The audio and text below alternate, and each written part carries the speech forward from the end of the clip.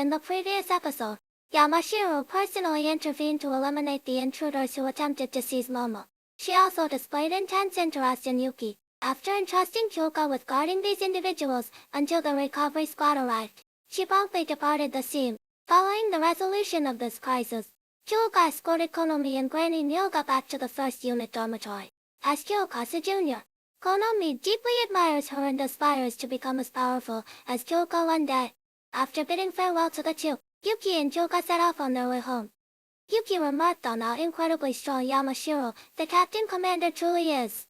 In response, Kyoka warned Yuki to be careful, explaining that he had already caught Yamashiro's attention.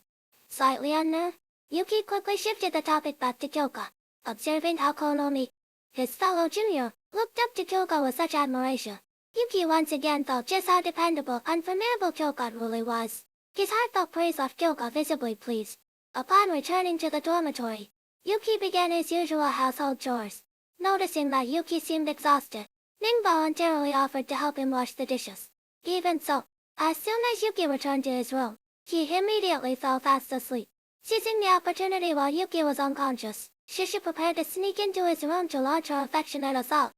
To her shock, however, Shikoku, one of the 8 Thunder Gods, had somehow bypassed the dormitory's barrier and infiltrated the room. Intending to abduct Yuki, Shisha swiftly intercepted Shikoku, which infuriated the latter, prompting her to prepare to eliminate this nuisance. Unexpectedly, at that very moment, Tenka suddenly appeared in the room as well. Realizing she couldn't swiftly defeat both opponents simultaneously, Shikoku proposed a challenge. Since they all shared the same goal, getting close to Yuki, they should compete to see who could seduce him first. Without hesitation, Shikoku launched her charm offensive.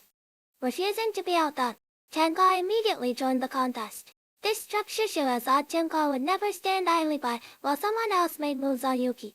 And indeed, it turned out that both Shishu and Tenka had fallen victim to Murasaku's illusion technique from the very beginning. Fortunately, they both regained consciousness and died, preventing Shikoku from succeeding. After driving Shikoku away, Tenka hurriedly checked whether Yuki had been harmed. To prevent further intrusions, Kyoka decided it was safest for all squad members to temporarily relocate into Yuki's room. Naturally, Shishu wouldn't miss such an opportunity. She quickly shrank her body and attempted to slip into Yuki's futon.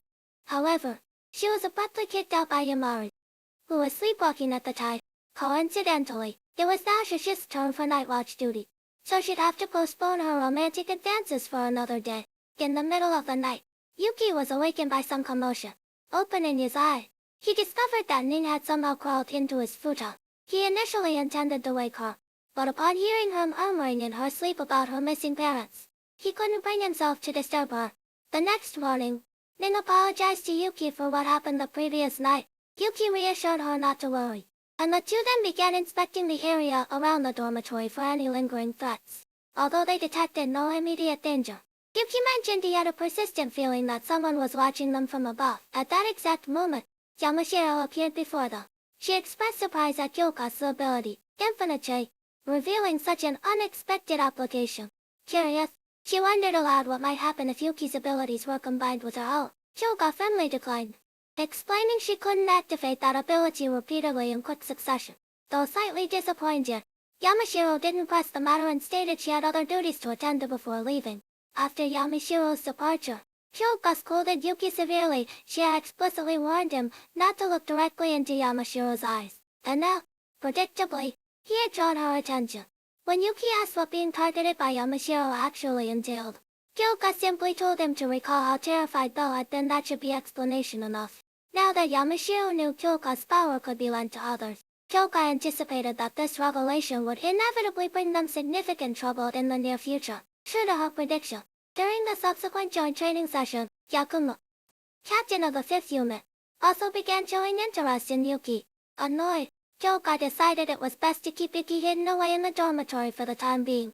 With every captain now aware that Yuzen's ability can be shared, one must wonder, will we soon witness even more new forms of Yuki emerging in the battles ahead? Be sure to subscribe to my channel for the latest anime episode recaps and updates.